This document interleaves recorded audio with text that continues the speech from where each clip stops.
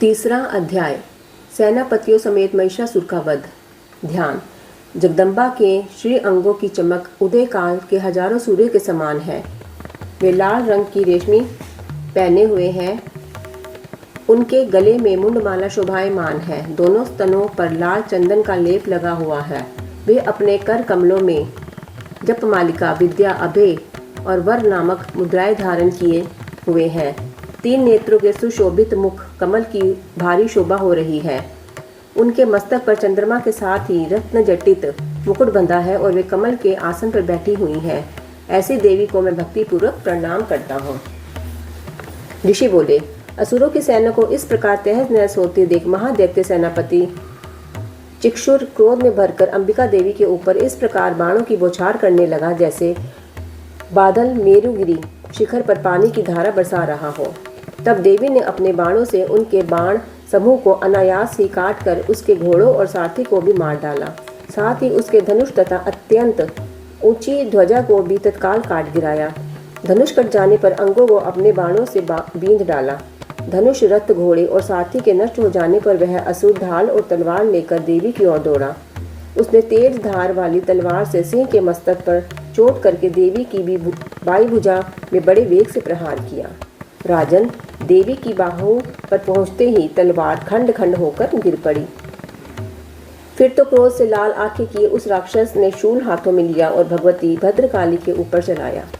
वह शूल आकाश में गिरते हुए सूर्यमंडल की भांति अपने तेज से चमक उठा। उस शूल को अपनी ओर आते देख देवी ने भी शूल से प्रहार किया। उससे राक्षस के शूल के सैकड़ों टुकड़े हो गए। साथ ही महादैत्य चिक्षुर की भी धज्जियां उड़ गई और वह प्राणों से भी हाथ धो बैठा। महिषासुर के उस पराक्रमी सेनापति चिक्षुर के मर जाने पर देवताओं को पीड़ा देने वाला चामर असुर हाथी पर चढ़कर आया। उसने भी देवी के ऊपर शक्ति का प्रहार किया, किंतु जगदम्बा ने उसे अपने हुंकार से ही आहत एवं निष्प्रभ और तत्काल पृथ्वी पर गिरा दिया। शक्ति को टूटा देख चामर बड़ा क्रोधित हुआ। अब उसने शूल चलाया, किंतु देवी ने उसे भी अपने बाणों द्वारा काट डाला। इतने में ही देवी का सिंह उछलकर हाथी के मस्तक पर चढ़ बैठा और उस दैत्य के साथ खूब जोर का बाहुयुद्ध होने लगा। वे दोनों लड़ते लड़ते हाथी से पृथ्वी पर आ गए और अत्यंत क्रोध में भरकर एक दूसरे पर बड़े भयंकर प्रहार करते हुए लड़ने लगे। तत्पश्चात सिंह बड़े वेग से आकाश की ओर उछला और उधर से गिरते समय उसने पंजों की मार से चामर का सिर धड़ से अलग कर दिया। इसी प्रकार उद्रा भी शिला और वृक्ष आदि की मार खाकर रणभूमि में देवी के हाथ से मारा गया तथा कराल भी दांतों, मुक्कों और थप्पड़ों की चोट से धाराशायी हो गया। क्रोध में भरी हुई देवी ने गदा की चोट से उद्वत का कचुम्बर ही निकाल दिया। भिंदीपाल से बाशकाल को तथा बाणों से ताम्र और बंधक को मौत के घाट उतार दिया। 3 नेत्रों वाली परमेश्वरी ने त्रिशूल से उग्रास्य, उग्रवीर्य तथा महाहनु नामक दैत्य को मार डाला। तलवार की चोट से विडाल के मस्तक को धड़ से अलग कर दिया। दुर्धर और दुर्मुख इन दोनों को भी अपने बाणों से मृत्युलोक भेज दिया।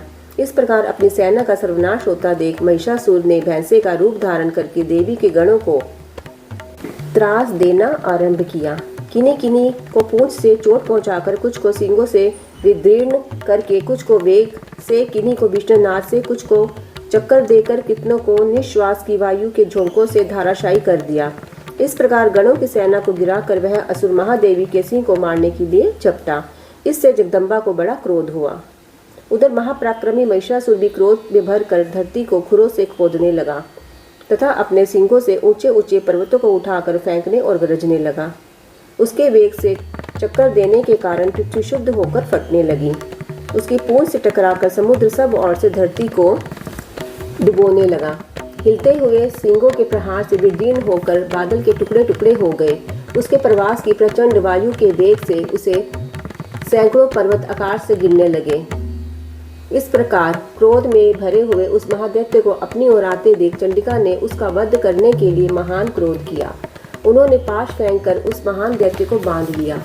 बंध जाने पर उसने भैंसे का रूप छोड़ दिया और तत्काल सिंह के रूप में प्रकट हुआ।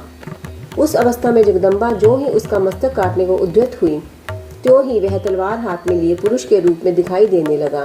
तब देवी ने तुरंत ही बाणों की वर्षा करके ढाल और तलवार के साथ उस पुरुष को भी बींध डाला। इतने में ही उसने महान गजराज का रूप बना लिया। तभी अपनी सूंड से देवी के विशाल सिंह को खींचने और गरजने लगा। खींचते समय देवी ने तलवार से उसकी सूंड काट डाली। तब उस महादैत्य ने पुनः भैंसे का शरीर बना लिया और पहले की ही भांति जड़ चेतन सब प्राणियों सहित तीनों लोकों को व्याकुल करने लगा। तब क्रोध से भरी हुई जगदम्बा चंडिका बारंबार उत्तम मधु का पान करने और लाल आंखें करके हंसने लगी। उधर वह बल और पराक्रम के मद से मत हुआ राक्षस अपने सींगों से चंडी के ऊपर पर्वतों को फेंकने लगा। उस समय देवी अपने बाणों के समूह से उसके फेंके हुए पर्वतों को चूर्ण करती हुई बोली। बोलते समय उनका मुख मधु के मद से लाल हो रहा था और मारी लड़खड़ा रही थी। देवी ने कहा, ओ मूर्ख, मैं जब तक मधु पीती हूँ तब तक तू क्षण भर के लिए खूब गरज ले। मेरे हाथ से यहीं तेरी मृत्यु हो जाने पर अब शीघ्र ही देवता भी गर्जना करेंगे। ऋषि बोले। इतना कहकर देवी उछली और उस महादैत्य के ऊपर चढ़ गई। फिर पैर से उसे दबाकर उन्होंने शूल से उसके कंठ में आघात किया। उनके पैर से दबा होने पर भी महिषासुर अपने मुख से दूसरे रूप में बाहर होने लगा। अभी आधे शरीर से ही वह बाहर निकलने पाया था कि देवी ने अपने प्रभाव से उसे रोक दिया। आधा निकला होने पर भी वह महादैत्य देवी से युद्ध करने लगा। तब देवी ने बहुत बड़ी तलवार से उसका मस्तक काट गिराया। फिर तो हाहाकार करती हुई दैत्यों की सारी सेना भाग गई तथा संपूर्ण देवता अत्यंत प्रसन्न हो गए। देवताओं ने दिव्य महर्षियों के साथ दुर्गा देवी की स्तुति की। गंधर्व राज गान करने लगे तथा अप्सराएं नाचने लगी। इति महिषासुर वध नामक तीसरा अध्याय समाप्त।